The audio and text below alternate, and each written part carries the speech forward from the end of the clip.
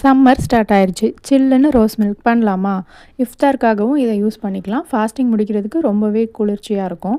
வீட்டிலையே rose milk பண்ணுறதுக்கு பாலை நல்லா காய்ச்சி ஆற வச்சு ரெஃப்ரிஜரேட் பண்ணி எடுத்து வச்சுக்கலாம். அதில் சுகர் ஆட் பண்ணிக்கலாம்.